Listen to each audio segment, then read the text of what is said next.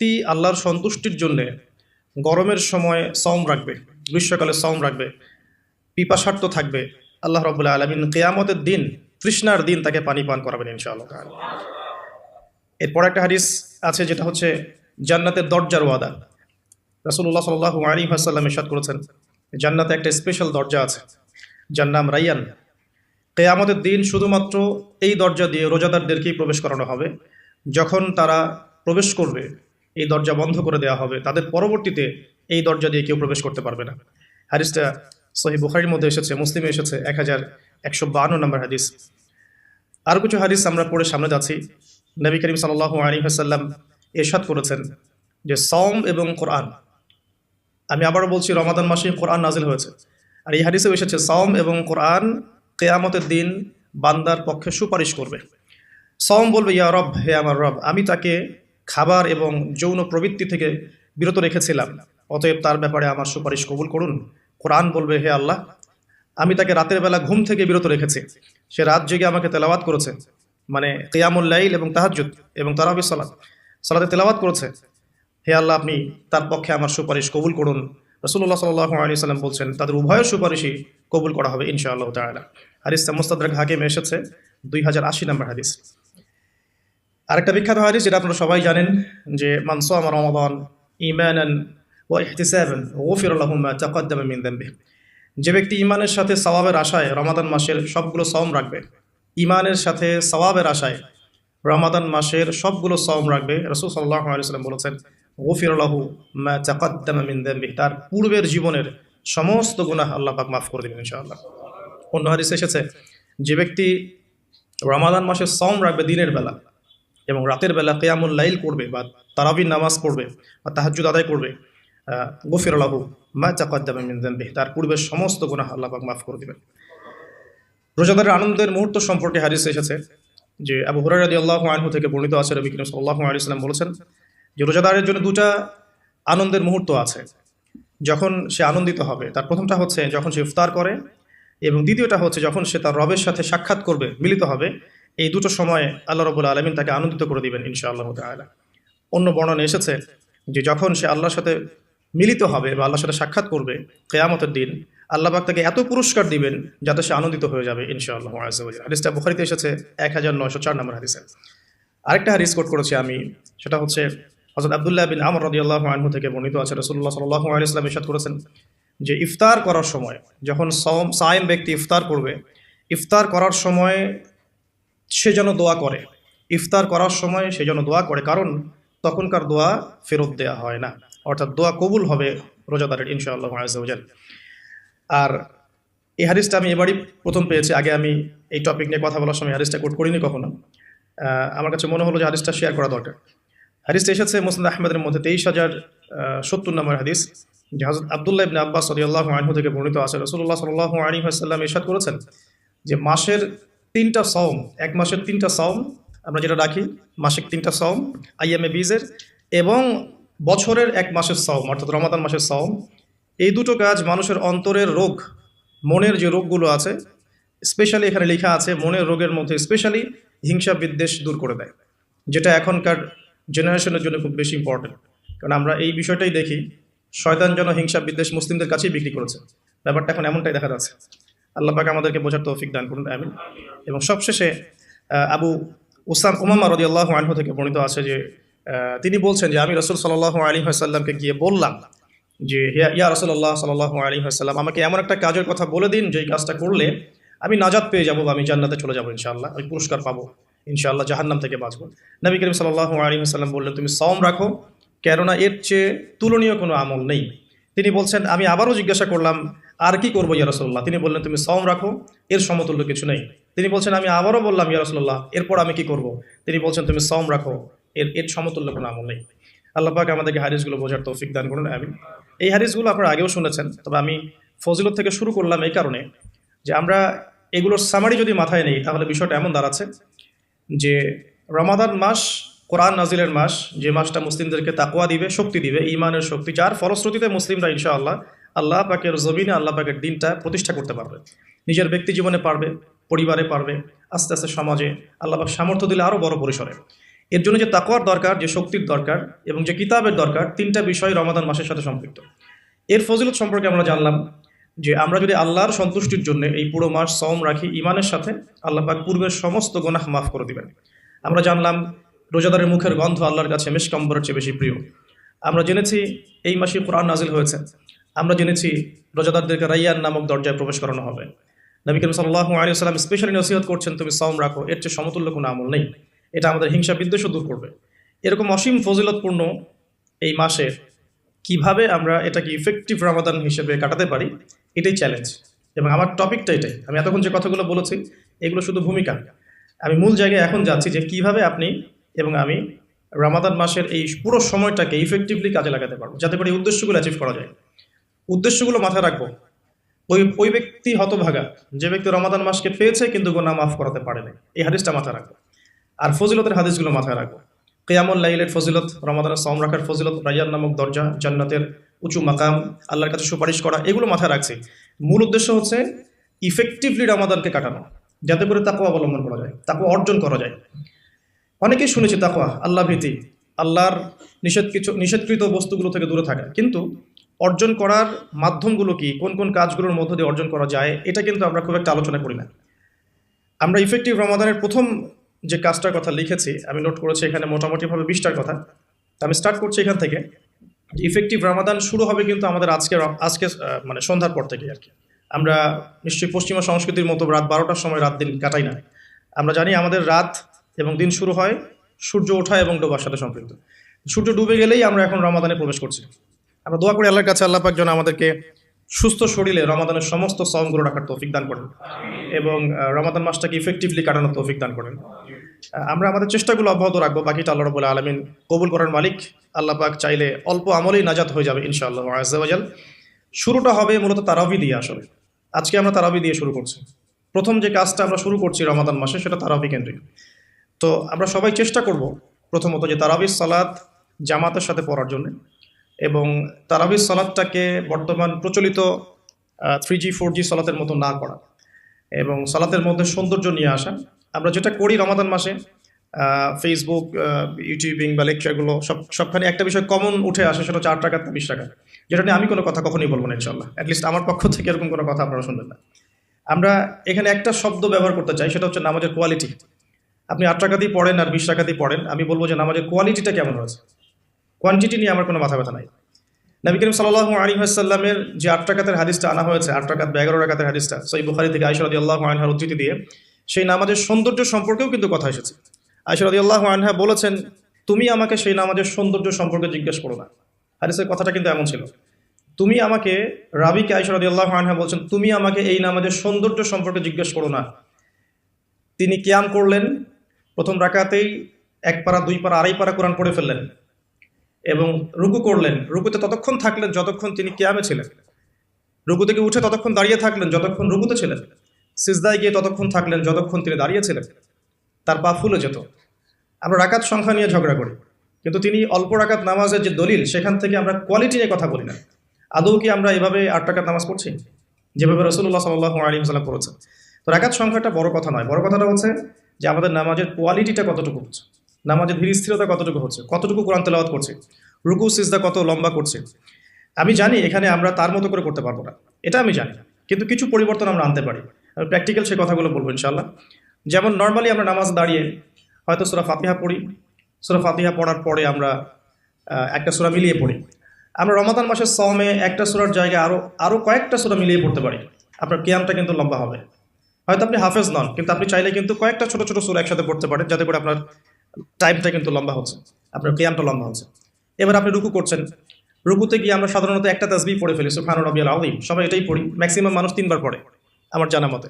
রমজান মাসে আপনি এটাকে সৌন্দর্যমণ্ডিত করতে পারেন, আপনি চাইলে আরও একটা তাসবিহ অ্যাড করতে পারেন, সুবহানাকা আল্লাহুম্মা রাব্বানা ওয়া বিহামদিকা আল্লাহুম্মা গফিরলি, এটা একটা তাসবিহ আছে।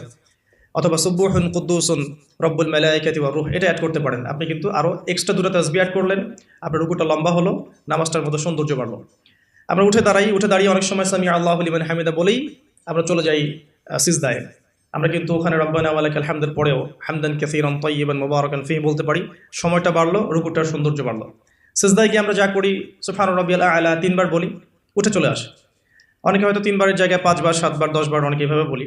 কিন্তু আমরা এই রমজান মাস থেকে নিয়াত করতে পারি, চেষ্টা করতে পারি যে সেজদায় গিয়ে আমরা একাধিক তাসবিহ পড়লাম এবং কমপক্ষে একটা দুইটা দোয়া হলেও সেজদায় করলাম। আল্লাহুম্মা আতিনা ফিদ দুনিয়া হাসানা ওয়া ফিল আখিরাতি হাসানা ওয়া কিনা আযাবান নার। এই দোয়াটা জানে না এমন কোনো মানুষ কিন্তু নাই। আর নবী সাল্লাল্লাহু আলাইহি ওয়াসাল্লাম বলেছেন, সেজদায় মানুষ আল্লাহর এত কাছে থাকে যত কাছে সে কখনোই থাকতে পারবে না। তো আমরা সেজদায় দোয়া করলে সেজদার সময়টা বাড়লো, নামাজের সৌন্দর্য বাড়লো। আমরা নবী সাল্লাল্লাহু আলাইহি ওয়াসাল্লামের মতো পা ফোলানো নামাজ না পড়তে পারলেও অ্যাটলিস্ট নামাজের টাইমটা বাড়াতে পারলাম, সৌন্দর্য বাড়লো। এটাই হচ্ছে কিন্তু মূল বিষয় তারাবির সালাতের। কত লম্বা সময় ধরে আমি আল্লাহর সাথে কথোপকথন করতে পারি। আমরা তাশাহুদ দরুদের পরে দোয়া মাসুরা পড়ে অনেকে সালাম ফিরিয়ে ফেলি। এখানে কিন্তু আরও দোয়া করার সুযোগ আছে। স্পেশাল আল্লাহুম্মা ইন্নী আউযু বিকা মিন আযাবিল কবরি ওয়া আযাবি জাহান্নাম ওয়া মিন ফিতনাতিল মাহইয়া ওয়াল মামাত ওয়া মিন শাররি ফিতনাতিল মাসিহিদ দাজ্জাল। এই দোয়া কিন্তু করার কথা জোরভাবে হাদিসে এসেছে যে তোমরা 4টা বিষয় থেকে আশ্রয় চাও। এছাড়াও কিন্তু আপনি সালাম ফেরানোর আগে যে কোনো দোয়াই করতে পারছেন কোরআন এবং সুন্নাহ থেকে। নামাজটা লম্বা হলো, নামাজে আপনি আল্লাহর সাথে বেশি কথা বলতে পারলেন, নামাজের মধ্যে প্রশান্তি পাওয়া গেল। এভাবে নামাজ পড়ার পরে দেখবেন 2 রাকাত নামাজ পড়লে আপনার মনের মধ্যে শান্তি চলে আসছে। অথচ 3G 4G স্পিডে আপনি 10 টাকাত 20 টাকাত নামাজ পড়লে কিন্তু মনের মধ্যে শান্তি পাচ্ছেন না।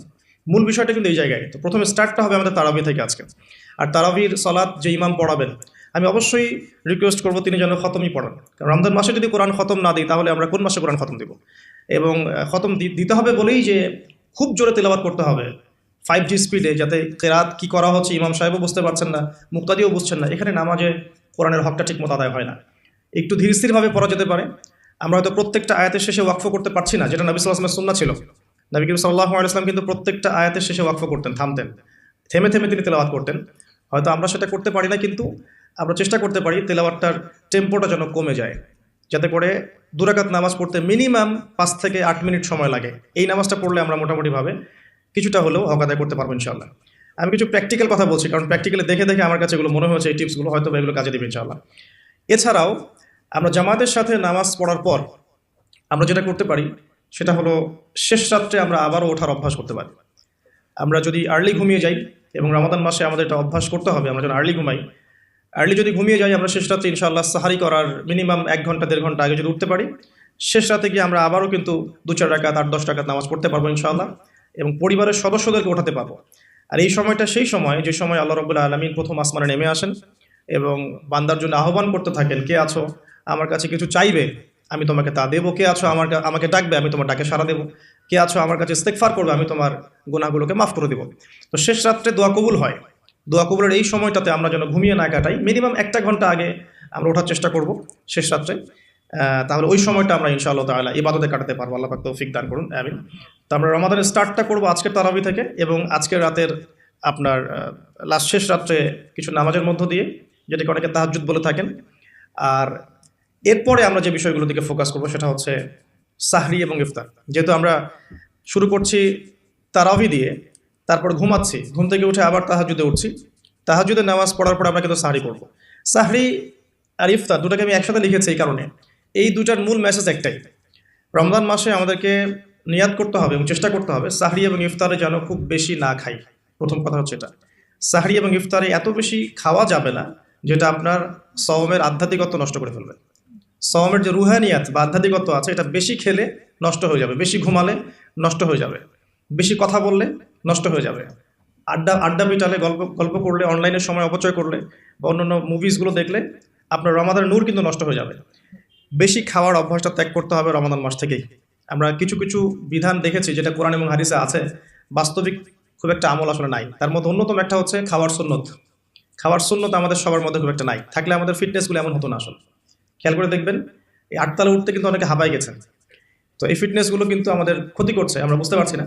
আমি রমাদান মাসে রিকোয়েস্ট করবো বেশি খাবেন না, পেটের 3 ভাগের 1 ভাগ খাবেন, এবং কোনোভাবেই কোনো ম্যানুফ্যাকচার্ড খাবার খাবেন না। কোনো ম্যানুফ্যাকচার্ড ফুড আপনার শরীরের ভিতরে ঢুকতে দিবেন না।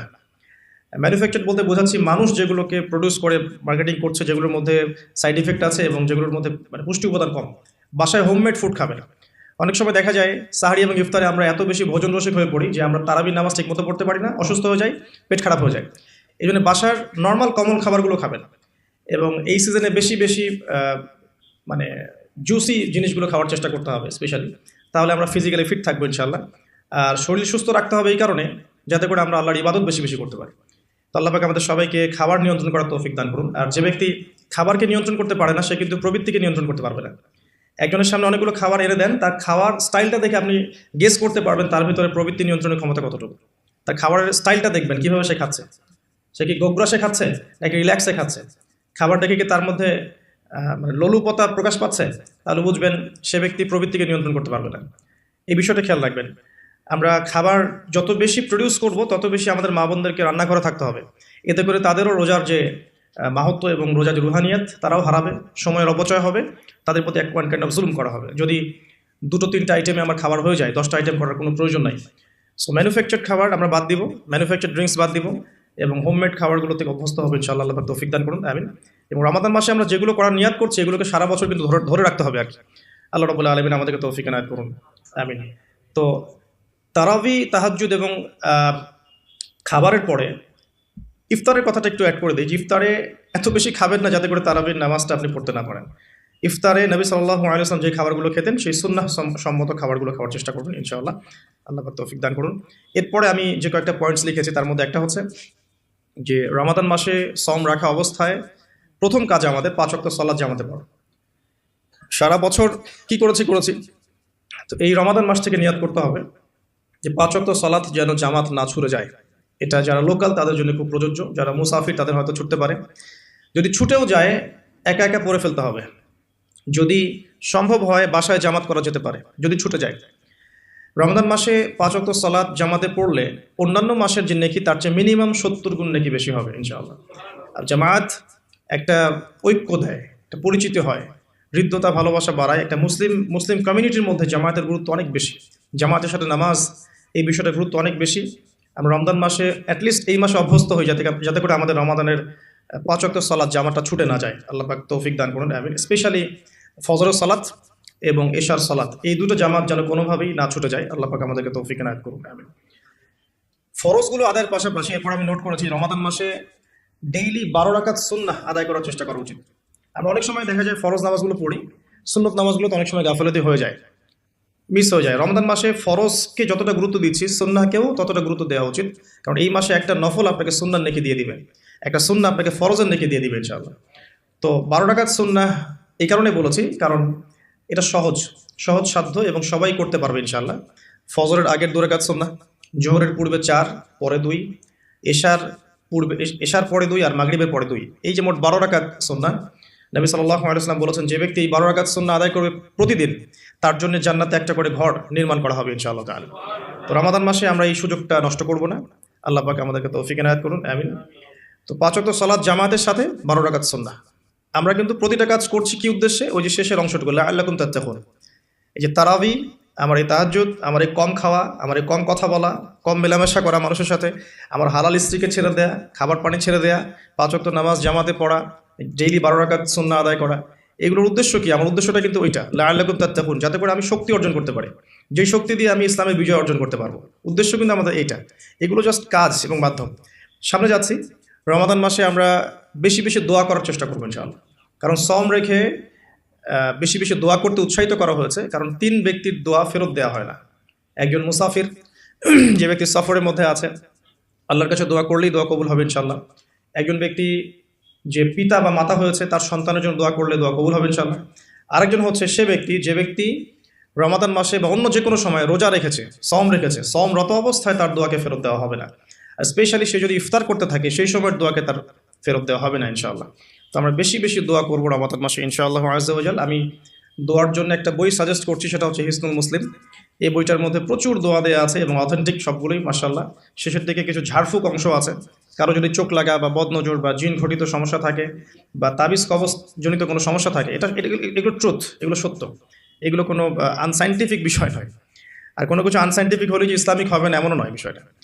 তো হিসনুল মুসলিম বইটা আপনারা কালেক্ট করতে পারেন। সেখানে প্রথম অংশ আছে দোয়া এবং জিকির অধ্যায় এবং শেষের অংশটা আছে ঝাড়ফুঁক অধ্যায়। আপনারা মিনিমাম প্রথম অংশটুকু মুখস্থ করে ফেলতে পারেন। আর দোয়া করার সময় জায়গাগুলো বুঝে দোয়া করতে হবে, যে কখন কিভাবে দোয়া করলে দোয়াগুলো কবুল হবে। প্রথম কথা হচ্ছে যে দোয়া করার আগে আল্লাহ ভাবে সূরা ফাতিহা পড়ে নিতে পারেন একবার।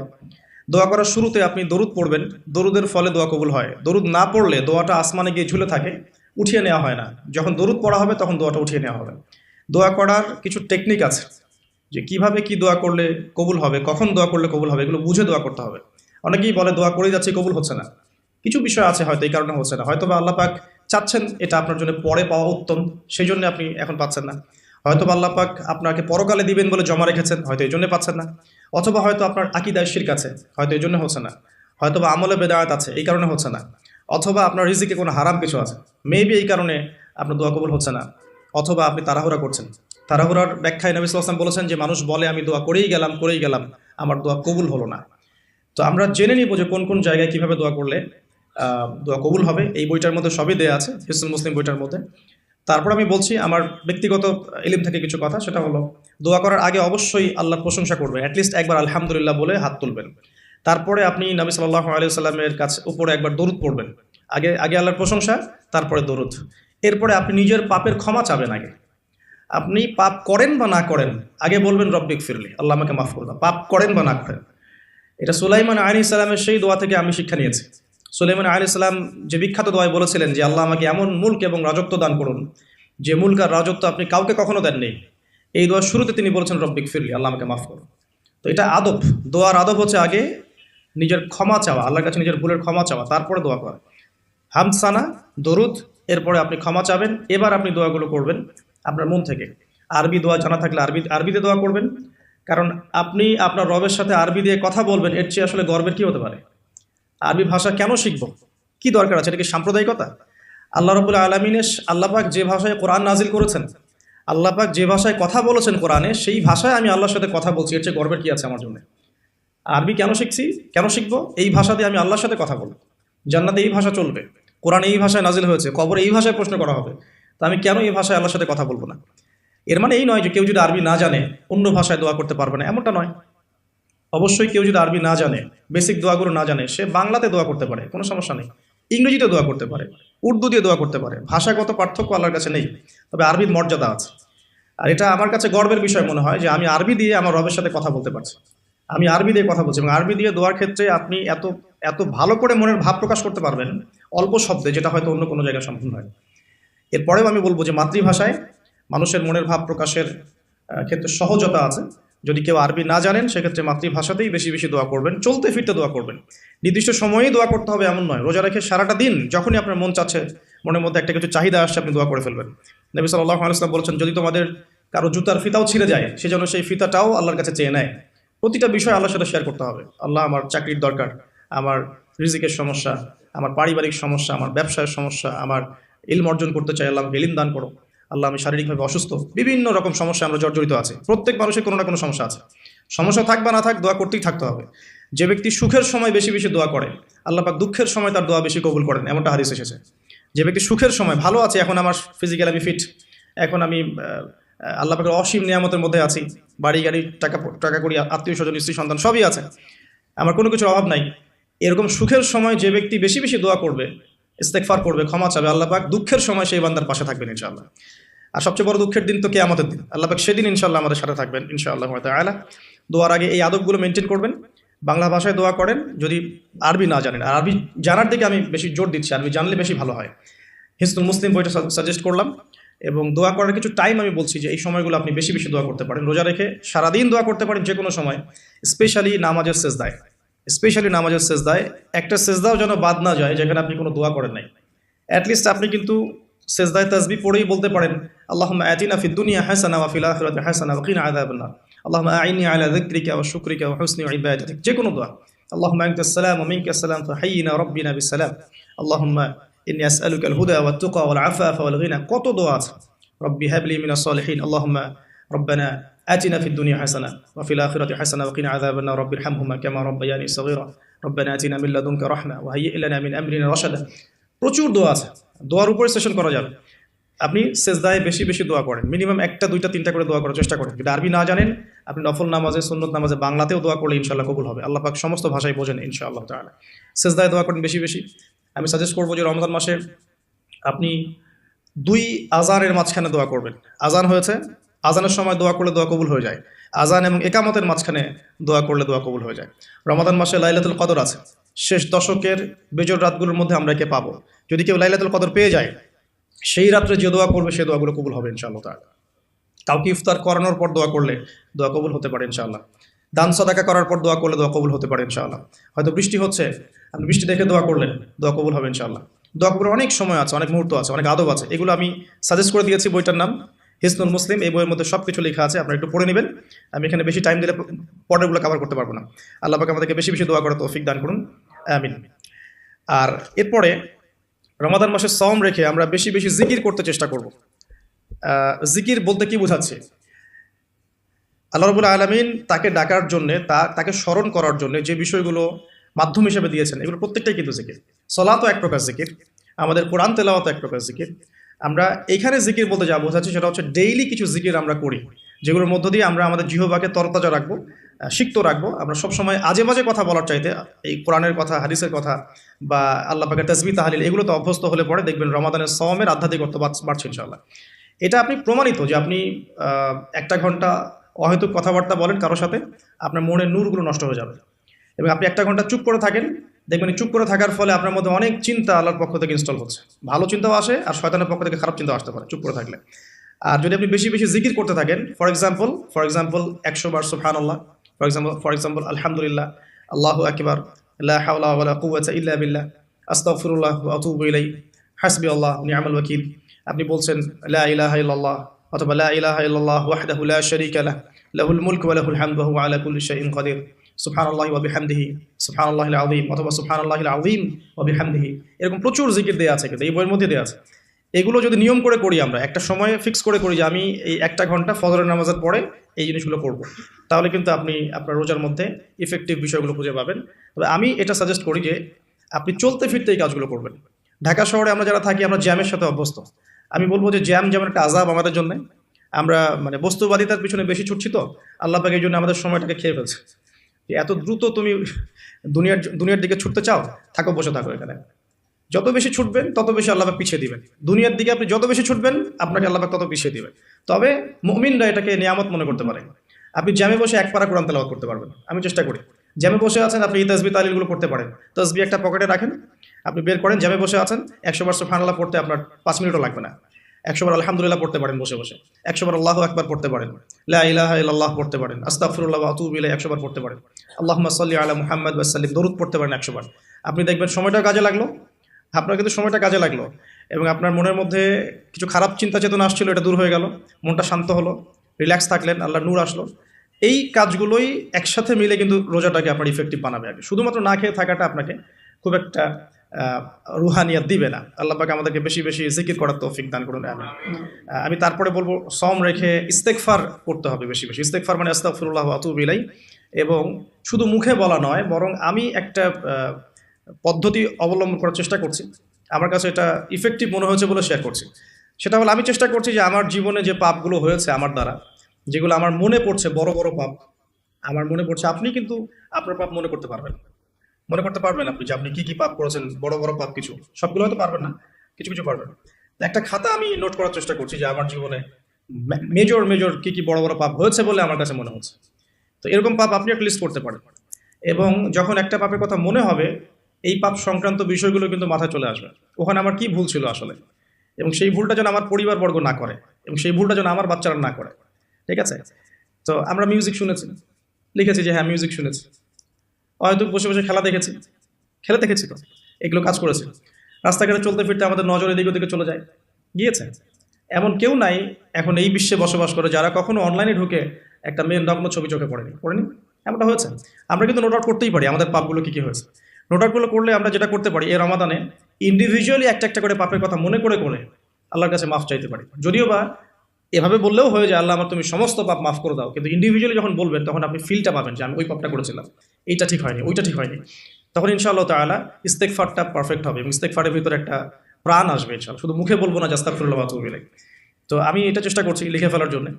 তো এখানে দুটো বিষয় আসবে, একটা হচ্ছে আমার কিছু আল্লাহর সাথে জড়িত পাপ, এবং আল্লাহর সাথে জড়িত পাপগুলো কিন্তু মাফ পাওয়া খুব সহজ। মুখলেসভাবে তওবা করলেই আল্লাহ পাক মাফ করে দিবেন ইনশাআল্লাহ। এবং আল্লাহ রাব্বুল আলামিন এমনও বলেছেন যে আমি এই পাপগুলোকে নেকি দিয়ে পরিবর্তন করে দেব, এটা আল্লাহ পাক বলেছেন। আরেকটা বিষয় আছে, আল্লাহ পাকের কিছু হক নষ্ট করেছি, যেমন নামাজ, হয়তো একটা সময় নামাজ পড়ি নাই, একটা সময় রোজা রাখি নাই, একটা সময় দেখা গেছে কেউ যাকাত দেয় নাই, ইত্যাদি। এগুলোর জন্যে দুটো অপশন, এখানেও দুটো অপশন। কিছু কিছু আলেম বলেছেন যে এর জন্য খালেস তওবাই যথেষ্ট, এর কাফফারার দরকার নাই। আবার কিছু কিছু আলেম বলেছেন যে নামাজ যতগুলো কাজা হয়ে গেছে এগুলোকে হিসেব করে কাজা আদায় করে দেয়া। এরকম দুটো স্কুল অফ থট কিন্তু আছে, আমি এটা ঘাটাঘাটি করেছি।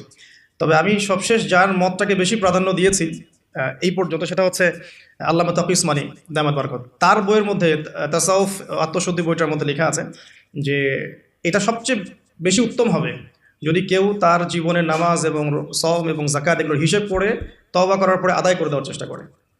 এবং ইনশাআল্লাহ আমি সে চেষ্টা করব, আপনারাও সে চেষ্টা করেন, এটা অনুরোধ করবো আর কি। এতে করে উনি এই কথাটা এই জন্য বলেছেন যে একজন মানুষ অমুসলিম ছিল, মুসলিম হয়েছে, তখন না হয় তার সমস্ত গুনাহ মাফ হয়ে যাবে। কিন্তু আমরা মুসলিম ছিলাম, 1 বছর 2 বছর নামাজ পড়েন নাই, এই গুনাহটা কিভাবে মানে কাফফারা না দিলে মাফ হতে পারে? উনার যুক্তি এটা। তো যদিও অনেক আলেম বলেছেন যে তওবা করলে মাফ হয়ে যাবে, আল্লাহ পাক মাফ করে দিবেন, বেশি বেশি নফল নামাজ পড়লে ঘাটতি পূরণ হয়ে যাবে, কিন্তু ফরজের ঘাটতিগুলো ফরজ দিয়ে আদায় করাটা উত্তম হবে বলে আমার মত। আল্লাহ পাক আমাদেরকে সাধ্যমতো করার তৌফিক দান করুন। আরেকটা অপশন আছে, রমজান মাসে উমরা করতে পারেন। রমজান মাসে যদি উমরা করতে পারেন বা সুযোগ হয়, আল্লাহ যদি তৌফিক দান করেন, সেখানে একটা সুবিধা আছে, যেমন মক্কায় 1 ওয়াক্ত নামাজ পড়লে আপনি অনেক ওয়াক্তের নেকি পাচ্ছেন, এবং মদিনাতেও 1 ওয়াক্ত নামাজ পড়লে আপনি 1000 ওয়াক্তের নেকি পাচ্ছেন। তো এখানে কিন্তু ওই কাফফারাটা আদায় হয়ে যাবে ইনশাআল্লাহ। এটা একটা সুযোগ, সোমরা করতে যেতে পারেন, আর যদি যান আমাকে সাথে নিয়ে যায়, আল্লাহ পাক তৌফিক দান করুন। ঠিক আছে। আর আরেকটা বিষয় আছে, পাপের লিস্ট করতে গিয়ে আমি যেটা দেখেছি সেটা হচ্ছে যে কিছু পাপ থাকবে যেগুলো মানুষের সাথে সম্পৃক্ত, এগুলো সবচেয়ে ডেঞ্জারাস। কিছু পাপ আছে আমাদের জীবনে যেটা মানুষের সাথে সম্পৃক্ত, যেমন আমি বা আপনি কারো গীবত করেছি, বা আমি বা আপনি কারো সম্মানহানি করেছি, বা আমি বা আপনি কাউকে অপবাদ দিয়েছি, বা কারো টাকা পয়সা লুটতরাজ করে খেয়ে ফেলেছি, বা কারো সম্পত্তি আত্মসাৎ করেছি, বা কারো প্রতি জুলুম করেছি। এক কথায় হাকুল ইবাদ, কোনো মানুষের হক নষ্ট করেছি। এই জায়গাটাতেই সমস্যা এবং ডেঞ্জারটা সবচেয়ে বেশি। এটাই সবচেয়ে বড় ভয়ের কারণ পরকালে জাহান্নামে যাওয়ার, আমার কাছে মনে হয়। কারণ যতগুলো পাপ আল্লাহর সাথে সম্পৃক্ত, আল্লাহ পাক এক কথাতেই মাফ করতে পারেন, কোনো সমস্যা নাই ইনশাআল্লাহ। কিন্তু মানুষের হকটা কিভাবে আদায় হবে? যতক্ষণ পর্যন্ত না তার হক তাকে ফিরিয়ে দিচ্ছি, যদি কারো অর্থ সম্পদ নষ্ট করে থাকি, তাকে ফিরিয়ে দেয়া অথবা তার পরিবারকে ফিরিয়ে দেয়া বা তার পক্ষ থেকে দান সদকা করা, এছাড়া কোনো অপশন দেখা যায় না। কাউকে গালি দিয়েছি, তার কাছ থেকে ক্ষমা নিয়ে নেওয়া অথবা তার জন্য দোয়া করা, এছাড়া কোনো অপশন দেখা যায় না। তো আমি একটা দোয়া আপনাকে শিখাই দিচ্ছি ইনশাআল্লাহ। আশা করা যায় এই দোয়ার বরকতে আল্লাহ পাক আপনাকে সুযোগ তৈরি করে দিবেন যাতে করে আপনি তার হক তাকে ফিরিয়ে দিতে পারেন ইনশাআল্লাহ তাআলা। সেটা হলো আল্লাহুম্মা কফিনি বিহালালিকা আন হারামিক ওয়া আগনিনি বিফদলিকা আম্মান সিওয়াক। এই দোয়াটা যে বেশি বেশি করবে ইনশাআল্লাহ তাআলা, আলী রাদিয়াল্লাহু আনহু বলেছেন যে তার যদি পাহাড়ের সমান ঋণ থাকে, আল্লাহ পাক সেটাও পরিশোধ করার ব্যবস্থা করবেন ইনশাআল্লাহ। তো এটা ডেঞ্জারাস এই কারণে, যদি এগুলো আমরা দুনিয়াতে মিটিয়ে না যেতে পারি, তাহলে পরকালে এই ব্যক্তিরা আমাদের সামনে দাঁড়িয়ে থাকবে। সে আমাকে মিথ্যা অপবাদ দিয়েছে, সে আমার গীবত করেছে, সে আমার টাকা পয়সা নিয়ে দেয়নি, সে আমাকে গালি দিয়েছে, সে আমার উপর জুলুম করেছে। এরকম প্রচুর মানুষ কিন্তু কিয়ামতের মাঠে দাঁড়িয়ে থাকবে, এবং অনেক মানুষ কিয়ামতের মাঠে পাহাড়ের সমান নেকি নিয়ে উঠবে। ওঠার পরেও তাদের নেকি থেকে এই মানুষগুলোর হক আদায় করে দেওয়া হবে। যদি হক আদায় করতে গিয়ে নেকি শেষ হয়ে যায়, তখন এই মানুষগুলোর যে গুনাহ, এটা এই মানুষদের উপর চাপিয়ে দেওয়া হবে। এটা ডেঞ্জারাস। অনেক অনেক নেকির কাজ করেও পরকালে মিসকিন হওয়াটা নিতান্তই হতভাগ্য। আমরা চাই না আল্লাহ পাক এই কাতারে আমাদের অন্তর্ভুক্ত করুন না। একটু চিন্তা করে দেখেন, কেউ যদি কাউকে রেপ করে, তাহলে সে কত বড় সম্মানের ঋণগ্রস্ত হয়ে গেল, যেটা কখনো তার পক্ষে শোধ করা সম্ভব না। তো এই জিনিসটা যদি মাথায় থাকে, এই হাদিসটা যদি মাথায় থাকে যে কিয়ামতের মাঠে সবচেয়ে বড় মিসকিন তারা যারা অন্যের কাছে দায়বদ্ধ থাকবে, নামাজ রোজা হজ জাকাত সমস্ত নেকি নিয়ে ওঠার পরেও কারো হক নষ্ট করার দায়ে সে জাহান্নামে চলে যাবে ওদের গুনার ভার নিয়ে। এই জিনিসটা সবচেয়ে ডেঞ্জারাস। এই কারণেই আসলে কম কথা বলা উচিত, এবং কম মানুষের সাথে মেশা উচিত, এবং মুখ বন্ধ রাখাই ভালো। বেশি না বলা, বেশি কিছু ভাবতে না যাওয়া, বেশি গেজ না করা। এবং অনলাইন এমন একটা প্ল্যাটফর্ম যেটা আমাদের এই সুযোগটা বাড়িয়ে দিয়েছে, যাতে করে আমরা নির্দ্বিধায় একে অপরের গীবত সমালোচনাকে একটা ট্রেডিশন মনে করছি, বাট এগুলোর বড় শাস্তি আমাদের জন্য অপেক্ষা করছে। আল্লাহ পাক এগুলো থেকে আমাদেরকে হেফাজত করুন, আমিন। মানুষের সাথে জড়িত পাপ থেকে আল্লাহ পাক আমাদেরকে বাঁচাক। আর যদি সম্ভব হয় রমজান মাসে আমভাবে ক্ষমা চেয়ে নেওয়া উচিত। যেমন পরিবারবর্গকে ডেকে বলা যেতে পারে যে আমার দ্বারা যদি তোমাদের কোনো হক নষ্ট হয়ে থাকে, তো তোমরা আমাকে মাফ করে দিও। ঠিক আছে। যদি একজন রাষ্ট্রের নেতা হয়ে থাকে, তার বলা উচিত সবার সামনে যে আমি আমার দায়িত্ব পালন করার চেষ্টা করেছি আমার সাধ্যমতো। যদি আমার দায়িত্ব পালনে কোনো রকম হক নষ্ট হয়ে থাকে তোমাদের কারো, আমার উপর কোনো অভিযোগ থেকে থাকে, আমাকে মাফ করে দিও। আমভাবে ক্ষমা চেয়ে নেওয়াটা ভালো হবে রমাদান মাস। কারণ এই মাস, ওই যে আমি একটা হাদিস বলছি, সেই ব্যক্তি হতভাগা যে ব্যক্তি এই মাস পেয়েছে কিন্তু নিজের গুনাহ মাফ করাতে পারলো না। আমার গুনাহ তো আমি আল্লাহর কাছে মাফ করালাম, কিন্তু মানুষের সাথে জড়িত হকটা কিভাবে মাফ করাবো, এই বিষয়টা বুঝতে হবে। আল্লাহ পাক আমাদেরকে ইস্তেগফার করার তৌফিক দান করুন রমজান মাসে, আমিন। এবং অন্যের হক পরিশোধ করে দেওয়ার তৌফিক দান করুন, আমিন। রমাদান মাসে ইফেক্টিভ রমাদানের জন্য নেক্সট আমি লিখেছি জাকাত, যে রমাদান মাসে যাদের জাকাত ফরজ হয়েছে জাকাতগুলোকে অবশ্যই দিয়ে দিবেন। আল্লাহ এটাকে কালেক্ট করে এটাকে সুন্দর করে খাতে বিতরণ করাটা বেশি ভালো হবে। আল্লাহ পাক আমাদেরকে তৌফিক দান করুন, আমিন। আরেকটা পয়েন্ট লিখেছি, বেশি বেশি নফল দান সদকা করা। রমাদান মাসে বেশি বেশি করে নফল দান সদকা করার চেষ্টা করা যেতে পারে। আমরা একটা রেস্টুরেন্টে বসলেই কিন্তু 400-500 টাকা বিল তুলে ফেলি। হ্যাঁ, আমরা তো এমনও চা খেয়েছি যে চায়ের দাম 220 টাকা। এটা ঢাকাতেই পাওয়া যায় এয়ারপোর্টে, স্পেশাল চা 220 টাকা আর কি। মানে কখনো কখনো এমনও হয়, এমনও ডাকাতি হয় যে আমি এটাকে এভাবে ব্যাখ্যা করতে পারি যে ধরেন একজন মানুষ প্রচণ্ড ক্ষুধার্ত, এত বেশি ক্ষুধার্ত যে তাকে আপনি যা দিবেন তাই খেয়ে ফেলবে। একজন ব্যক্তি 7 দিন কিছুই খায়নি, সে কোনো অন্যের সংস্থান তার ছিল না, 7 দিন কিছুই খায়নি, সে প্রচণ্ড ক্ষুধার্ত। এখন আমি তার সামনে 1 প্লেট ভাত নিয়ে গিয়ে বলছি যে এই 1 প্লেট ভাতের দাম হচ্ছে 3000 টাকা, তুই খাইলে খা, না খেলে যা। এখন আপনি বলেন, যে ব্যক্তি এভাবে তার রিজিক অন্বেষণ করছে, এর রিজিক কি হালাল না হারাম? এগুলোই চলছে।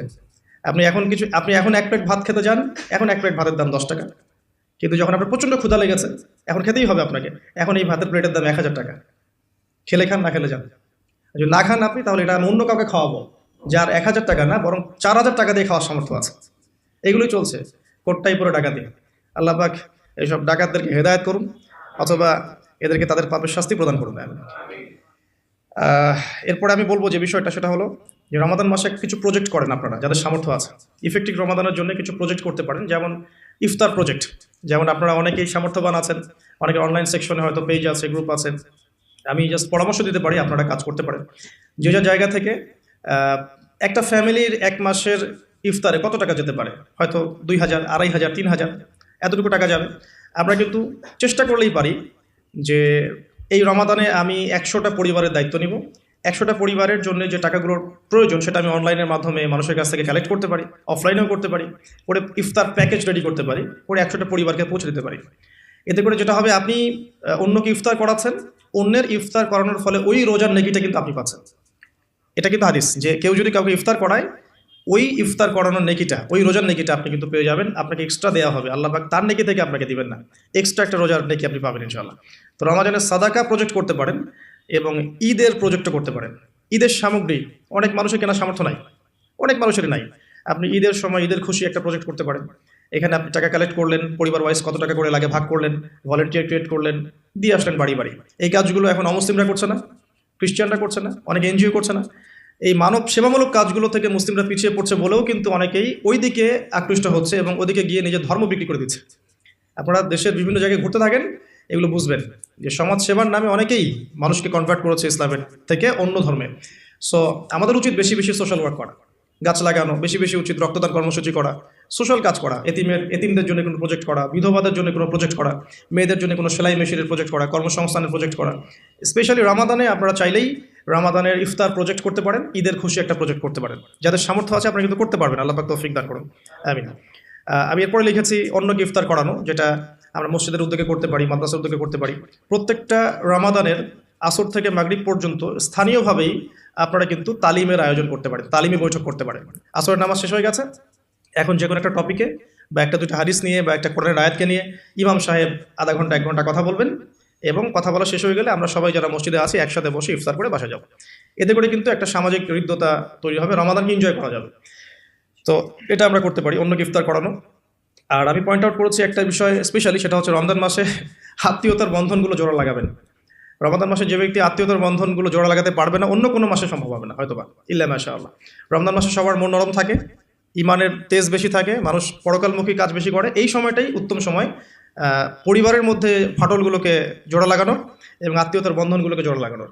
কেন করব? কারণ আমি আমার স্বার্থে করব। আল্লাহ রাব্বুল আলামিন বলেছেন, তার নবীর মাধ্যমে আমাদেরকে বলেছেন যে কেউ যদি পছন্দ করে তার রিজিককে প্রশস্ত করা হোক এবং তার নেক হায়াতকে লম্বা করা হোক, সে যেন আত্মীয়তার সম্পর্ক বজায় রাখে। আমি আবার বলছি, কেউ যদি পছন্দ করে, কেউ যদি চায় যে আমার রিজিকটা প্রশস্ত হোক এবং আমাকে আল্লাহ পাক লম্বা নেক হায়াত দান করুক, কেউ যদি এটা চায়, সে যেন আত্মীয়তার সম্পর্কটা বজায় রাখে। আর এক সৌভাগ্যবান ব্যক্তিদের সংজ্ঞায় একটা হাদিস এসেছে যে লিমান তালা উমরুহু ওয়া হাসুনা আমালু, যে ব্যক্তির হায়াতকে নেক হায়াতকে লম্বা করা হয়েছে এবং নেক আমল বেশি বেশি করার তৌফিক দেওয়া হয়েছে, এই ব্যক্তি সবচেয়ে বেশি সৌভাগ্যবান। তো এর জন্য একটাই অপশন আছে, সেটা হলো আত্মীয়তার সম্পর্ক বজায় রাখা।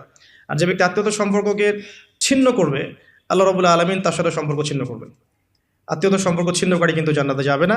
আর আমাদের এই সোকল্ড মডার্ন ওয়ার্ল্ডের মধ্যে আমরা এটা খুব বেশি দেখি যে আত্মীয়তার বন্ধনগুলো কিন্তু ভেঙে যাচ্ছে। আপনাদের ঢাকাতে প্রতি 24 ঘন্টায় 42টা ডিভোর্সের ঘটনা ঘটে, যেটা আমি পড়াশোনা করেছি। প্রতি 24 ঘন্টায় 39 থেকে 42টা ডিভোর্সের ঘটনা ঘটে এই শহরে, অনলি এই শহরে। সো এখন কিন্তু সম্পর্কগুলো আর আগের মতো নাই, সম্পর্কগুলো স্বার্থকেন্দ্রিক হয়ে গেছে। মানুষের অবস্থানগুলোকে বেশি মূল্যায়ন করছে আর কি, এবং সবাই সবার স্বার্থটা দেখার চেষ্টা করে। লাভ লসের হিসাব আমরা বেশি করতে চাই, ছাড় দেওয়ার মানসিকতা আমাদের মধ্যে কম, সবর কম। আর এই টেকনোলজিক্যাল রেভলিউশন আমাদেরকে মেন্টালি অস্থির করে ফেলেছে আর কি। আমরা মানসিকভাবে স্থির না, খুব অস্থির, দ্রুত সিদ্ধান্ত গ্রহণ করতে চাই, দ্রুত রেজাল্ট পেতে চাই। সব মিলিয়ে আসলে আমরা একটা প্যানিক সিচুয়েশনের মধ্যে আছি। সম্পর্কগুলো খুবই ঠুনকো হয়ে যাচ্ছে দিন দিন।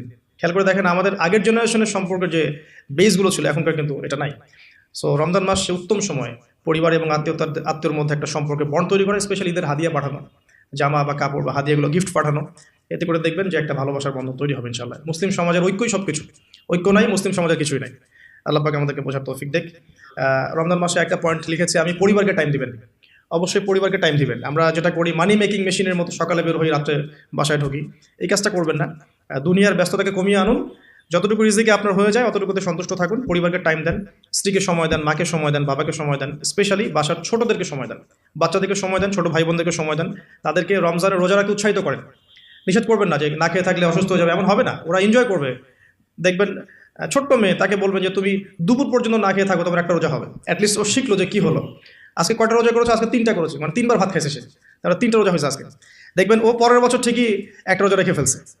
আমরা যখন 5 বছর 7 বছর বয়স তখনও কিন্তু আমরা রোজা রেখেছি। আমাদেরকে উৎসাহ দেওয়া হতো যে একটা রোজা রাখলে তোমাকে 500 টাকা দেওয়া হবে। 500 টাকা তখন অনেক কিছু, 500 টাকা অনেক কিছু। তোমাকে একটা রোজা রাখলে তোমাকে একটা খরগোশ কিনে দেওয়া হবে, এরকম আমাদেরকে অফার দেওয়া হতো। তোমাকে একটা কিছু ওই যে ছোট ছোট পাখি আছে, এই পাখিগুলো কিনে দেওয়া হবে যে রোজা থাকো। তো ছোটদেরকে উৎসাহিত করা উচিত। ছোটদেরকে আমরা উৎসাহিত করব, ডিসকারেজ করব না। ওরা পারবে ইনশাআল্লাহ, ওদের মধ্যেও সেই ক্ষমতা আছে। আস্তে আস্তে আস্তে দেখবেন যে ওরা করতে করতে শিখে ফেলবে ইনশাআল্লাহ। ছোটদেরকে রমজান মাসে আপনি হাতে করে হাত ধরে নিয়ে যাবেন মসজিদে, জামাতে নামাজ পড়ানোর জন্য নিয়ে যাবেন, 2-1 বার হলো তারাবিতে নিয়ে যাবেন। ওরা খেলুক সেখানে, ওরা ওখানে গিয়ে দুষ্টামি করুক, কোনো সমস্যা নাই। আমরা খুব ধমক দিই ওদেরকে, তাড়িয়ে দিই। এই কাজটা টোটালি একটা বাজে কাজ। এবং অন্যান্য মুসলিম কান্ট্রির মসজিদগুলোতে গিয়ে দেখবেন তারা কিন্তু উৎসাহিত করে। ইভেন হারাম শরীফে গিয়ে দেখবেন এই মাতাফের পাশে যখন যে বিশাল যে ফ্লোর আছে, এখানে বাচ্চা কাচ্চারা অনেক জোরে জোরে দৌড়ায়, চকলেট খায়, বেলুন নিয়ে খেলে, ওখানে কত কি করে। আমরা নিজেরাও খেলেছি ওদের সাথে। তো পরিবেশটাই দেখে মনে হয় মাশাআল্লাহ ইসলামিক একটা রুহানিয়াত পরিবেশ, ইসলামিক সংস্কৃতির পরিবেশ। সো আমরা মনে হয় বাচ্চাদের প্রতি বেশি জুলুম করে ফেলি আর কি। বাচ্চাদেরকে এত ধমক দেওয়া যাবে না, ওদেরকে সময় দিতে হবে, ওদেরকে রোজা রাখতে উৎসাহিত করা উচিত, গিফট দেওয়া উচিত, এবং ওদেরকে বোঝানো উচিত যে এগুলো আমরা করছি আল্লাহর জন্যে, আল্লাহকে চিনতে শেখানো উচিত। আমি লুকমান হাকিমের প্যারেন্টিং নিয়ে একটা লেকচার দিয়েছিলাম, ওখানে আপনারা দেখতে পারেন যে লুকমান আলাইহিস সালাম কীভাবে তার সন্তানকে উপদেশ দিচ্ছেন। তো ওভারঅল বাচ্চাদেরকে টাইম দেওয়া এবং তাদেরকে উৎসাহিত করা আমার মনে হয় রমাদানের সৌন্দর্য আরও বৃদ্ধি করবে ইনশাআল্লাহ তাআলা।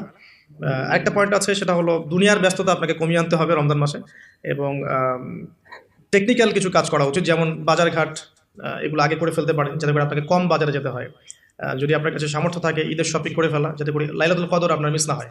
লাইলাতুল কদর মিস হওয়ার সবচেয়ে বড় রিজন কি আমাদের দেশে? লাস্টের দশকে মার্কেটে থাকা, এটা সবচেয়ে বড় রিজন। অনেকে মার্কেটে ঢুকলে একবার বেরোতে চায় না, সাথে ওয়াইফকে নিয়ে গেলে আরও মুশকিল আছে। আপনি বেরোতে চাইলেও সে বেরোতে দিবে না, এটা হয়নি, ওটা ম্যাচিং হয়নি, ওইটা ম্যাচিং করতে হবে, এটা করতে হবে, অবস্থা খারাপ। আর কখনোই আপনি আপনার স্যালারিকে নিয়ে মেয়েদের হাতে তুলে দিয়েন না যে যাও তোমরা মার্কেটে গিয়ে শপিং করে আসো। এই কাজটা করতে যায় না। নিজেও নিজের সম আর আধ্যাত্মিকত্ব নষ্ট করবে, আরও 10 জনের রোজার নষ্টের ভাগিদার হয়ে যাবে। এই জায়গায় একটা কথা আমি অ্যাড করবো যে আমাদের পরিবার বর্গের মহিলারা যেন রমজান মাসে বেপর্দায় না থাকে। রমজান মাসে বেপর্দায় না থাকে মানে এই মাসে অভ্যস্ত হয় যাতে সারা বছর কিভাবে আমি পর্দায় থাকতে পারি। রমাদান মাসে খাস পর্দায় চলে আসা উচিত, তাদের বোরখাগুলোর পর্দাও ঠিক করা উচিত। তাদের, আমি তো আসলে এই বিষয়ে বেশ কথা বলেছি, তাদের কথা, তাদের হাঁটা চলা, তাদের চোখের চাহনি, তাদের অঙ্গভঙ্গি, প্রতিটা বিষয়ের মধ্যেই পর্দা আছে। আসলে শুধুমাত্র কাপড়ের পর্দা বোঝানো হচ্ছে না এখানে। তাদের কথা, তাদের মেন্টালিটি, ওদের আচরণ, হাঁটা চলা, ওঠা বসা, চাহনি সব কিছুই পর্দার অন্তর্ভুক্ত। এই বিষয়টা আমাদের মা বোনদেরকে বুঝতে হবে যে পর্দা শুধুমাত্র পোশাকের নাম নয়, এটা একটা মানসিকতার নাম, যে আমি নিজেকে নিজের লজ্জাশীলতার প্রকাশ ঘটাবো, এটাই হচ্ছে পর্দা। এরপর তো একটা পোশাক লাগবেই, এবং সেটা হবে ঢিলে ঢালা পোশাক, এত বেশি টাইট ফিটিং না যে গায়ের কাঠামো বোঝা যায়, এত পাতলা নয় যে বাইরে থেকে ভিতরের অঙ্গ দেখা যায়, অমুসলিমদের সাথে সাদৃশ্যপূর্ণ নয়, এবং মেয়েরা ছেলেদের পোশাক পরতে পারবে না, যেটা আমাদের শহরে ফ্যামিলিস্ট রেভলিউশনের মাধ্যমে ছড়িয়ে গেছে। এবং এই শহরে চলে কিভাবে আমরা চোখের পর্দা করবো, এটা একটা বড় চ্যালেঞ্জ। এবং এমন কেউ নাই যার ঘরে আসলে বাবা নাই, ভাই নাই, স্বামী নাই, থাকার পরেও যখন মেয়েরা বের হচ্ছে, তো বুঝতে হবে যে ব্যর্থতা আসলে আমাদের মধ্যেও আছে। তো আমরা রমজান মাসে আমাদের মা বোনদেরকে কন্ট্রোল করি, পর্দা শিখাই, এবং এটা ডিফিকাল্ট, কারণ মেয়েদেরকে কন্ট্রোল করা ডিফিকাল্ট। আপনি বেশি চাপ দিতে যায় না, তাহলে ভেঙে যাবে, আবার ছেড়ে দিলেও কিন্তু ওই অবস্থা থেকে যাবে। তো উত্তম নসিহতের মধ্য দিয়ে তাদেরকে দিনী পরিবেশের মধ্যে নিয়ে এসে দিনের কথাগুলো বোঝানো, বলা এবং পর্দা দিকে উৎসাহিত করা, স্পেশালি ওদেরকে বেশি বেশি মার্কেটে শপিং করতে না পাঠানো, এবং আপনার পুরো মাসের স্যালারিগুলোকে নিয়ে এসে একবারে হাতে গুঁজে দিয়ে রমজান মাসে যদি বলেন যে শপিং করে আসো, রোজার আধ্যাত্মিকতা থাকবে না। আল্লাহ পাক বোঝার তৌফিক দান করুন, আমিন। দুনিয়ার ব্যস্ততা কমিয়ে আনুন এবং পরকালীন কাজ বেশি বেশি করুন রমজান মাসে। আর দুটো কাজ আমি বলবো, একটা হচ্ছে ডেইলি সুন্নাহ। আমাদের প্রত্যেকটা দিন কিছু ডেইলি সুন্নাহ আছে। এই সুন্নাহগুলোতে অভ্যস্ত হওয়ার সবচেয়ে সেরা সময় হচ্ছে রমজান মাস। আমরা নর্মালি অনেক সময় ঘুমিয়ে পড়ি, রমজান মাসে ঘুমের আগে একটু সুন্নাহগুলো আমল করে ঘুমাই। নর্মালি বাথরুমে যাই, রমজান মাসে চেষ্টা করি যে বাথরুমে যাওয়ার আগে পরে দোয়াগুলো শিখে ফেলি। নর্মালি আমরা খাওয়ার আগে আমরা আগে পরে আমরা দোয়াগুলো শিখি। প্রতিটা কাজের কিন্তু দোয়া আছে, প্রতিটা কাজের সুন্নাহ পদ্ধতি আছে, এবং এই সুন্নাহগুলো শেখার জন্য বাংলাদেশের প্রেক্ষাপটে সবচেয়ে বেস্ট প্ল্যাটফর্ম হচ্ছে তাবলিগ জামাত প্ল্যাটফর্ম। এটা আমার মত, আমার সাথে অনেকে দ্বিমত করতে পারেন, আমি দ্বিমতকারীদের ব্যাপারে মোটেও চিন্তিত নই, এবং আমি সমালোচনা জবাব দেওয়ার ক্ষেত্রে খুব পটু নই, শুনতে আমি বেশি পছন্দ করি। কিন্তু আমার মত হচ্ছে তাদের সাথে যদি আপনি থাকেন 3 দিন 5 দিন 7 দিন একটু সময় দিয়ে আসেন, আপনি কিন্তু সুন্নাহগুলো শিখতে পারবেন, কোন কাজের কি সুন্নাহ। তারা খুবই স্ট্রিক্টলি এটাকে কিন্তু আপনার শেখায় এবং এটাকে মুখস্থ করিয়ে ফেলে। আমরা স্কুল লাইফে অনেক শিখেছি, কলেজ লাইফে আমরা সময় অনেক শিখেছি। এগুলো শেখানোর জন্য বেস্ট প্ল্যাটফর্ম আমার কাছে মনে হয়। সো এছাড়াও বইপত্র পাওয়া যায়, কিন্তু বইপত্র পড়ে আমরা যতটা শিখতে পারি, সহচর্যে গিয়ে আরও বেশি শিখতে পারি। এই জন্য বলছি যে সময় দিতে পারেন 3 দিন, এতে করে আপনি সুন্নাহগুলো শিখতে পারবেন। আর একটা পয়েন্ট বলে আমি শেষ করতে চাই এই জায়গা থেকে, সেটা হলো রমাদান মাসের সবচেয়ে বড় বিষয়, সেটা সবচেয়ে মেজর, সবচেয়ে বড় বিষয়টা হচ্ছে এই মাসে কোরআন নাজিল হয়েছে। সো এই মাস মানেই কোরআন। আপনাকে এই মাসে অন্য বইপত্র পড়াও বন্ধ করে ফেলতে হবে। যদি আপনার এক্সাম থাকে সেটা আলাদা বিষয়, আপনি এক্সাম আছে, আপনি পড়ছেন, পরীক্ষা দিবেন, সেটা আলাদা বিষয়। আর দেখা যায় বেশি বেশি এক্সামগুলো এই মাসেই হয়ে যায়, খেলাধুলার সিজন এই মাসে হয়ে যায়। হ্যাঁ, দেখবেন world cup cricket, world cup football, অমুক কাপ তমুক লিগ, সব এই মাসেই হয়। এগুলো কাকতালীয়ভাবে হয় না আসলে। এই মাসেই দেখবেন যে ফিলিস্তিনের উপর হামলা হতে পারে, এই মাসে দেখবেন মুসলিমদের নির্যাতন বেড়ে যায়। এই মাসটাকে টার্গেট করা হয় আর কি। যাই হোক, এই মাসে বাজার বেড়ে যায়, বাজারের দাম, জিনিসপত্রের দাম বেড়ে যায়, সিন্ডিকেট বেড়ে যায়, নিত্য প্রয়োজনীয় দাম বেড়ে যায়। এই মাসটাকে কেন্দ্র করে অনেক শয়তানি কাজও হয়ে যায়, কারণ শয়তান তো জানে যে এই মাসে তো আমি লক থাকবো।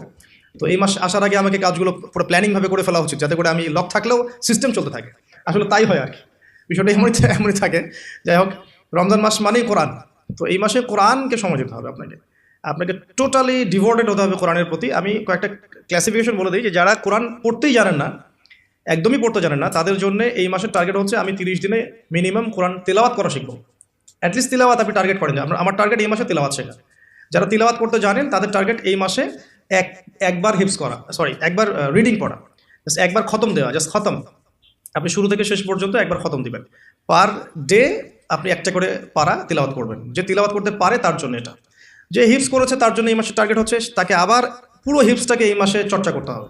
এটা তার লেভেলটা একটু বেশি, লেভেল ওয়াইজ এক মানুষের যোগ্যতা এক রকম। কেউ তিলাওয়াত করতেই জানে না, তার টার্গেট হচ্ছে আমি এই মাসে তেলাওয়াত করা শিখবো। অনলাইনে হোক অফলাইনে হোক, এনি হোক, আপনাকে শিখতে হবে। অনলাইনে কোর্স করানো হচ্ছে, অনেকে করাচ্ছে, আপনার যুক্ত হয়ে শিখেন। অফলাইনে শিখতে পারলে বেশি ভালো হয়। তারপরে যে তিলাওয়াত করতে জানে, ডেইলি একটা করে পারা পড়লে তার 1 মাসে 1 খতম হয়ে যাবে ইনশাআল্লাহ। যে হাফেজ, সে এই পুরো মাসটাতে কোরআনটাকে হিফজ করবে, আবার হিফজ করবে, চর্চা করবে, তারাবির নামাজ পড়াবে, দেখবেন তার হিফজটাকে সে আবার রিগেইন করতে পারবে। তার চেয়ে উঁচু লেভেলে যারা আছে, যারা একটু আরবি বোঝে, আরবি গ্রামার বোঝে, বা কোরআনের তাফসীর পড়তে পারে, আলহামদুলিল্লাহ, তাদের জন্য এই মাসের টার্গেট হচ্ছে প্রত্যেকদিন 1 পারা করে অর্থসহ পড়বে। তিলাওয়াত তো করবেই, তিলাওয়াত করবে এবং একটা করে আয়াতের অর্থ দেখবে, তাফসীরগুলো দেখবে, একাধিক তাফসীরকে সামনে নিয়ে বসবে। একটা আয়াতের অনেক শানে নজুল থাকে, প্রাসঙ্গিক ব্যাখ্যা থাকে, হাদিস থাকে, এগুলো বিভিন্ন তাফসীর থেকে পড়বে। আমি কখনো বলি না যে এই তাফসীরই পড়তে হবে, যেটা আপনার কাছে বেস্ট মনে হয়। অনেকে জালালাইনকে বেস্ট মনে করেন, অনেকে ইবনে কাসিরকে বেস্ট মনে করেন, কেউ আছেন মারিফুল কোরআনকে ভালো মনে করেন। যার কাছে যেটা বেটার মনে হয় আপনি সেটাই নেন, বা একাধিক তাফসীর নেন, নিয়ে পার ডে প্রত্যেক রমাদান একটা করে পারা আপনি শেষ করেন। রোজা রেখে পড়েন, ইফতার করে পড়েন। একবারে পড়তে যদি আপনি বোর হয়ে যান, তাহলে আপনি ভাগ করে নেন, আমি প্রথম 10 পৃষ্ঠা শেষ করবো, তারপরে 10 পৃষ্ঠা শেষ করবো, এভাবে করেন। অ্যাটলিস্ট আপনি পুরো দিনে এক পারা শেষ করেন, ঘুমানোর আগে যেন এক পারা শেষ হয় আল্লাহ পাক তৌফিক দান করুন। আমি আর এরপরে আমি বলবো যারা কোরআনের তেলাওয়াত তেলাওয়াতে পারদর্শী, হিফজ করতে পারেন, মাশাআল্লাহ, অর্থ বোঝেন, এই মাসে তাদের দায়িত্ব আরও বেশি। তাদের দায়িত্ব হচ্ছে এই মাসে কোরআন মানুষকে শেখানো, আর মানুষকে শেখানো এবং মানুষকে কোরআনের মেসেজগুলো পৌঁছে দেওয়া, দার্স দেয়া, কোরআন কেন্দ্রিক আলোচনা করা, কোরআনের হালাকাগুলো করা। এতে করে কোরআন সূরা ওয়াইজ মানুষকে শেখানো যাবে, মেসেজ পৌঁছে দেওয়া যাবে। আর একটা জিনিস আমাদের সবার উপরই দায়িত্ব, সেটা হলো কোরআনের শিক্ষাগুলোকে প্রচার করা, নিজের পরিবারে, মুসলিম অমুসলিম সবার মাঝেই এটাকে প্রচার করা। এতে করেই দেখবেন কোরআনের বিধিবিধানগুলো ইনশাআল্লাহ এমন একটা বিশ্ব আসবে যেখানে বাস্তবায়িত হবে ইনশাআল্লাহ আযজা ওয়া জাল। আর লাস্ট পয়েন্ট হচ্ছে শেষ দশকের লাইলাতুল কদর তালাশ করতে হবে। এই শেষ দশকটাকে কোনোভাবেই নষ্ট করা যাবে না, শপিংয়ের মাধ্যমে বা দুনিয়াবি কাজের মাধ্যমে কোনোভাবেই নষ্ট করা যাবে না। 27-এর রাতেই লাইলাতুল কদর হবে কোনো গ্যারান্টি নাই। 21, 23, 25, 27, 29 5টা রাতেই জাগতে হবে মিনিমাম। তারাবির নামাজ পড়বো অবশ্যই, এর সাথে সাথে শেষ রাত্রে উঠতে হবে। এই 5টা রাত ঘুমানোর কোনো সুযোগ নাই এবং পরিবারবর্গকে জাগাতে হবে। কিছু সাইন অ্যান্ড সিমটমস আছে, আপনি হয়তো দেখতে পারেন এই 10টা রাতের মধ্যে কোনো একটা বৃষ্টি হচ্ছে, ওয়েদার খুব সুন্দর, যদিও শহর কেন্দ্রিক জায়গায় বোঝাটা ডিফিকাল্ট। হ্যাঁ, সূর্যোদয়ের পর একটু আলোটা বেশি থাকতে পারে। এছাড়া মুমিন বুঝতে পারবে সেদিন ইবাদত করলে তার ভিতরে ইবাদতের স্বাদ বেশি পাবে সে। ওই রাতে চোখ দিয়ে পানি পড়বে, কারণ ওই রাতেই জিবরাইল আলাইহিস সালাম ফেরেশতাদেরকে নিয়ে নেমে আসেন এবং মুমিনদের জন্য দোয়া করতে থাকেন। তো লাইলাতুল কদর তালাশ করাটা সবচেয়ে বেশি ইম্পর্টেন্ট শেষ দশকে। এর জন্য সবচেয়ে ভালো পদ্ধতি হচ্ছে ইতিকাফ করা। যারা পসিবল হবে রমাদানের শেষ দশকে ইতিকাফ করতে পারেন, ইনশাআল্লাহ আযজা ওয়া জাল আশা করা যায় তারা লাইলাতুল কদর অবশ্যই পেয়ে যাবেন ইনশাআল্লাহ তাআলা। আমি অনেক কথা বললাম, যেগুলো করার আমি একটু রিভিউ করছি এবং আর 5টা মিনিট সময় নেব আমি। কিছু বিষয় আছে যেগুলো আবার করাও যাবে না, আমি প্রথম থেকে আবার একটু রিভিউ করছি। যে এই রমাদান মাসের মূল উদ্দেশ্য হচ্ছে তাকওয়া অর্জন করা। এই তাকওয়া আমাদেরকে শক্তি দিবে, এই শক্তি দিয়ে আমরা কি করব, আল্লাহ পাকের দিনটাকে স্ট্যাবলিশ করব, এটা আমাদের মূল কাজ। এবং এই 3টা জিনিস একসাথেই হয়েছে, কিবলা পরিবর্তন, নতুন জাতির উত্থান এবং আপনার রমাদানের সঙ্গে ফরজ করা, আর এই মাসেই কোরআন নাজিল হয়েছে, আবার এখানেই বদর হয়েছে। স্টার্টিং আমরা করব প্রথমত কিছু কাজের মধ্য দিয়ে। প্রথমত তারাবির সালাত, যে সালাতের আমরা কোয়ান্টিটির চাইতে কোয়ালিটিকে বেশি গুরুত্ব দেবো ইনশাআল্লাহ আযজা ওয়া জাল। এরপরে আমরা শেষ রাতের তাহাজ্জুদে অভ্যস্ত হওয়ার চেষ্টা করবো ইনশাআল্লাহ, উইথ ফ্যামিলি, যদি আরও ভালো হয় পুরো ফ্যামিলির সাথে করা যায়। সাহরি এবং ইফতারে খাদ্যকে নিয়ন্ত্রণ করতে হবে এবং খাদ্য নিয়ন্ত্রণের মধ্য দিয়ে প্রবৃত্তিকে নিয়ন্ত্রণ করতে হবে। আর ম্যানুফ্যাকচার্ড ফুডগুলো ত্যাগ করে আমরা ঘরের হোমমেড ফুডগুলো খাওয়ার চেষ্টা করব। 5 ওয়াক্ত সালাত জামাতে আদায় করার চেষ্টা করবো ইনশাআল্লাহ তাআলা। 5 ওয়াক্ত ফরজ নামাজের সাথে ডেইলি মিনিমাম 12 রাকাত সুন্নাহ আদায় করার চেষ্টা করতে হবে। বেশি বেশি দোয়া করা, সওম রাখা অবস্থায় দোয়ার জন্য আমি একটা বই সাজেস্ট করেছি, হিসনুল মুসলিম, এবং দোয়া করার আদব এবং দোয়া কবুলের সময়গুলো লক্ষ্য করে দোয়া করতে হবে। আল্লাহ তৌফিক দান করুন। আমি বেশি বেশি জিকির করব, চলতে ফিরতে অলওয়েজ জিকির উপর থাকবো, আজে বাজে কথা কম বলে সুবহানাল্লাহ, আলহামদুলিল্লাহ, আল্লাহু আকবার, লা ইলাহা ইল্লাল্লাহ, এগুলো বেশি বেশি পড়বো। আমরা জ্যামটাকে কাজে লাগাতে পারি সেটা বলেছি। এবং এমন কথা এবং কাজে সময় নষ্ট করব না যেগুলো আমাদের মনের আধ্যাত্মিকত্ব নষ্ট করে দেয়। দুজন মুসলিম বসে কথাও বলি, দিন সংক্রান্ত কোনো কথা আলোচনা করলে কোনো সমস্যা হবে না ইনশাআল্লাহ। ইস্তেগফার করবো ইনশাআল্লাহ বেশি বেশি করে, নিজের পাপকে লিস্ট আউট করতে পারি, ইন্ডিভিজুয়ালি ক্ষমা চাওয়া পাপের জন্য, আমভাবে ক্ষমা চাওয়া, আর মানুষের সাথে জড়িত যে হকগুলো আছে এগুলোকে ফিরিয়ে দেওয়ার চেষ্টা করা। যদি না পারি ফিরিয়ে দিতে, তাহলে আল্লাহর কাছে আমার যে অপারগতা এটা প্রকাশ করা, যে আল্লাহ আমি চেষ্টা করেছি এরপরেও পারলাম না, আল্লাহ ওই ব্যক্তির তুমি কল্যাণ করে দিও বা মঙ্গল করে দিও, আমাকে মাফ করে দিও। এরপর আমরা জাকাতগুলো লিস্ট আউট করবো, জাকাতগুলোকে প্রদান করব। এটাকে সামগ্রিকভাবে আদায় করতে পারলে বেশি ভালো হয়, মসজিদ, মাদ্রাসা বা সংগঠনগুলোর উদ্যোগে। আল্লাহ পাক তৌফিক এনায়েত করুন। বেশি বেশি নফল সাদাকা করবো আমরা, স্পেশালি সাদাকাতুল ফিতর। রমাদান মাসের ঈদের প্রজেক্ট এবং রমাদানের খাদ্য বিতরণ প্রজেক্ট আমরা করতে পারি। অন্যদেরকে বেশি বেশি ইফতার করাতে পারি। আত্মীয়তার বন্ধনগুলো আমরা অটুট রাখার চেষ্টা করব এবং যে বন্ধনগুলো ভেঙে গেছে এগুলোকে রমাদানে জুড়ে নেওয়ার চেষ্টা করা উচিত। আমরা পরিবারকে টাইম দেবো ইনশাআল্লাহ তাআলা, স্পেশালি ছোটোদেরকে উৎসাহিত করব ইসলামিক কালচারগুলো ফলো করার জন্য এবং আমাদের সাথে এই রমাদানের সৌন্দর্যগুলোতে অংশ নেওয়ার জন্য। তারাও আমাদের সাথে নামাজে যাবে, তারাবিতে যাবে, তারাও আমাদের লেবাসগুলো পড়বে, একসাথে ইফতার করবো ইনশাআল্লাহ। একটা ইসলামিক সংস্কৃতি আমাদের পরিবারের মধ্যে প্রতিষ্ঠা করার চেষ্টা করতে হবে। দুনিয়ার ব্যস্ততাকে কমিয়ে আনতে হবে এবং টেকনিক্যালি কিছু কাজ আগেই করে ফেলা, যাতে করে রমাদান মাসে আমাকে বাইরে বেশি সময় দিতে না হয়। ডেইলি সুন্নাহগুলোর উপর আমল করা, লাইলাতুল কদর পাওয়ার জন্য ইতিকাফ করা এবং কোরআনুল কারীমের হকটাকে আদায় করা, কোরআনুল কারীমকে কেন্দ্র করে রমাদানের সময় কাটানো, অন্য বইগুলোকে বন্ধ করে ফেলা, ইভেন অন্য ইসলামিক যে বইগুলো আছে বিষয়ভিত্তিক এগুলোকেও পড়া কমিয়ে দিয়ে শুধু কোরআনের উপর থাকার চেষ্টা করলে বেশি ভালো হবে, কোরআন এবং হাদিসের বইগুলোর উপরে। আল্লাহ পাক আমাদেরকে এই কাজগুলো করার তৌফিক দান করুন এবং এগুলোকে ধরে রাখার তৌফিক দান করুন। এই কাজগুলো যেন আমরা সারা বছর ধরে রাখতে পারি সেই তৌফিক আল্লাহ পাক দান করুন। আর শেষ করার আগে আমি 2 মিনিটে কিছু কথা বলতে চাই। সেটা হলো যে আল্লাহ পাক সওমকে এভাবে দেননি যে নামাজ পড়বে, ভালো কাজগুলো করবে, আপনার খাবার ত্যাগ করবে, স্ত্রী সহবাস ত্যাগ করবে, পানীয় ত্যাগ করবে, তাহলেই তুমি সফল হয়ে যাবে। ব্যাপারটা কিন্তু আসলে এমনও নয়। আরেকটা মেজর পয়েন্ট আছে, সেটা হচ্ছে সওম রাখা অবস্থায় কিছু কাজ করাও যাবে না। স্পেশালি সওম রাখা অবস্থায় আমাদের মিথ্যা বলা যাবে না, সওম রাখা অবস্থায় গীবত করা যাবে না, সওম রাখা অবস্থায় আমরা অন্যের সাথে হিংসা করতে পারবো না, পরশ্রী কাতর হতে পারবো না, রিবা বা সুদ খেতে পারবো না, সওম রেখে মাদক খেতে পারবো না, স্পেশালি ইফতার করার পরে সিগারেট ধরতে পারবো না আমরা আসলে, ঠিক আছে? আমরা অন্যের প্রতি জুলুম করতে পারবো না, সওম রেখে আমরা মাপে কম দিতে পারি না, সওম রেখে আমরা বাজারে সিন্ডিকেট তৈরি করতে পারি না, আমরা কোটটাই পরে ডাকাতি করতে পারি না সওম রেখে। এবং টাইম কিলিং যে বিষয়গুলো আছে রোজা রেখে, বিভিন্ন অহেতুক মুভিজ বা পর্ন দেখে বা আজে বাজে বিষয়গুলোকে খেয়াল করে, স্পেশালি আপনার যে নাটক সিরিয়াল যে বিষয়গুলো আছে এগুলো দেখে রোজার বারাকাপূর্ণ সময়গুলো নষ্ট করা, ইভেন গার্লফ্রেন্ডের সাথে সময় দেওয়া, ফোনে কথা বলা, এই যে বিষয়গুলো আছে এই জিনিসগুলো আমাদের অ্যাভয়েড করতে হবে। যাবতীয় রকম হিংসা বিদ্বেষ ঝগড়া মারামারি হানাহানি কাটাকাটি যা কিছু আছে আল্লাহ পাক যত কিছুকে হারাম করেছেন এই বিষয়গুলো না ছাড়তে পারলে কিন্তু লাআল্লাকুম তাত্তাকুনের এই শিক্ষায় আমরা আসতে পারবো না।